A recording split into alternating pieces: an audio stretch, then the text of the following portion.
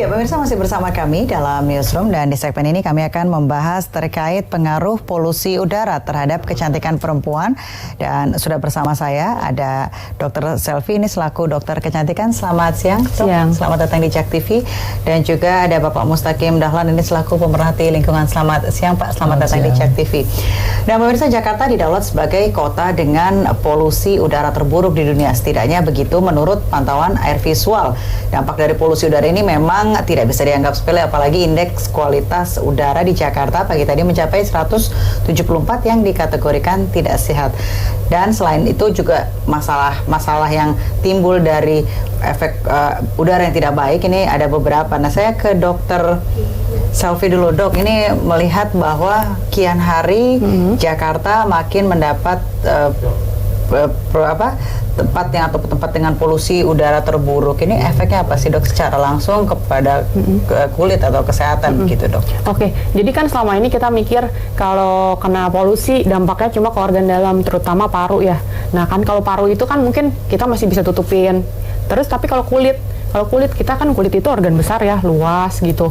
Kita mau tutupin pakai topi, mau tutupin pakai tangan panjang pun pasti akan kena gitu. Jadi biasanya itu pertama kali orang kalau terkena polusi itu pasti pertama ada yang alergi gitu. Jadi polutan itu kan size-nya kecil ya Pak ya. Jadi nempel di kulit, terus bisa gatal-gatal, terjadi ruam-ruam merah gitu. Yang kedua bisa juga dia menyumbat pori-pori. Jadinya makanya orang tuh suka berjerawat, terus kulitnya kusam. Banyak yang datang bilang, Dok, kok bagian jidat terutama yang paling ke-expose matahari juga kan, terus kena udara-udara yang nggak sehat, jadinya kok lebih hitam gitu. Lama-lama kulitnya hitam semua gitu. Nah, bisa juga yang terakhir yang paling orang nggak suka adalah mengurangnya kolagen pada kulit gitu. Jadi kolagennya makin menipis, otomatis kerutan halus awalnya akan muncul. Tapi lama-lama kerutan dalam seperti di jidat gitu, itu akan sangat kelihatan. Baik, saya ke Pak Dahlan. Pak, ini kalau tadi disebutkan adalah efek-efek yang akan terkena langsung. Kalau sebagai pemerhati lingkungan sendiri, sebenarnya di Jakarta sendiri khususnya sudah seberapa parah sih udara di Jakarta itu sendiri menurut pemerhatian Bapak gitu?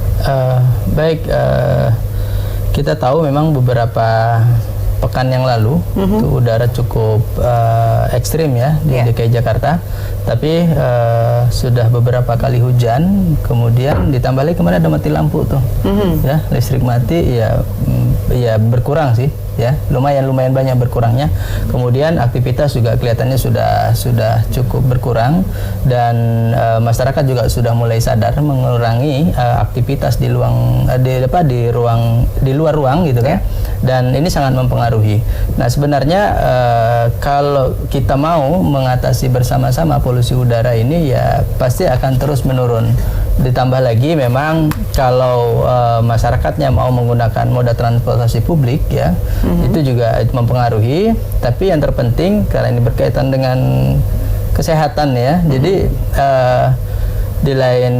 selain daripada sesak napas, kemudian pengaruh kanker dan lain sebagainya, tentu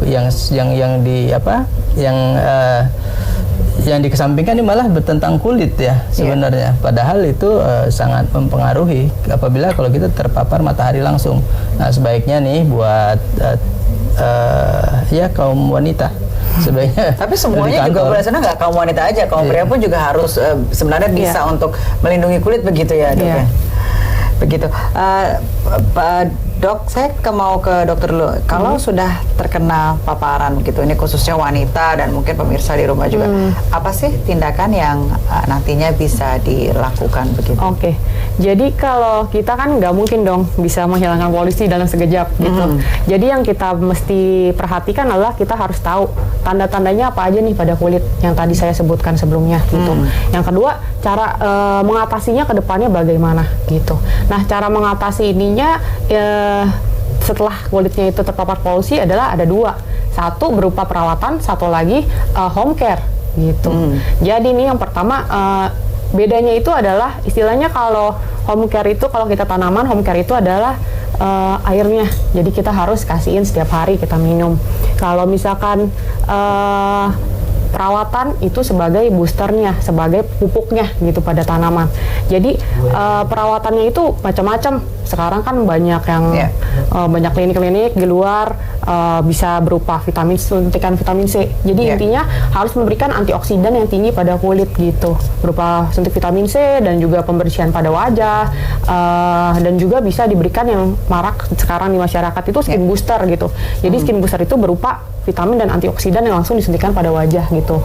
Dan yang paling baru adalah penyuntikan antioks. Jadi memang karena mungkin masyarakat juga sudah tahu ya antioksidan itu penting. Jadi mereka sekarang suntikin di wajahnya gitu. Baik, ke Pak Dahlan, Pak, ini kalau dari kaitan polusi sendiri, kalau itu dari kacamata dokter, kalau dari Bapak sendiri sebagai pemerhati lingkungan, kesehatan kulit dan juga polusi udara itu sebenarnya harusnya seperti apa sih, Pak? Ini kan yang namanya lingkungan itu kan tidak sekedar pohon ya, tapi semua yang mempengaruhi kehidupan kita, itu bagian daripada lingkungan. Nah, makanya dari mulai air, udara, makanan, istirahat, kemudian pikirannya tenang gitu, kemudian hatinya lapang, itu kan mempengaruhi juga gitu. Ya kayak saya kan hitam-hitam dikit nih. Itu memang bukan karena kena matahari, memang udah dari sononya begitu kan. Tapi terlepas dari itu, mari sama-sama kita rawat alam, kita jaga lingkungan, tidak buang sampah sembarangan, kemudian jangan gunakan lagi plastik konvensional, kita ganti dengan plastik ramah lingkungan. Kemudian ya minum air putih yang banyak. Minum air putih yang banyak begitu, itu sangat-sangat membantu begitu ya. Kami harus jeda sejenak, pemirsa, jangan kemana-mana, tetap bersama kami di Newsroom.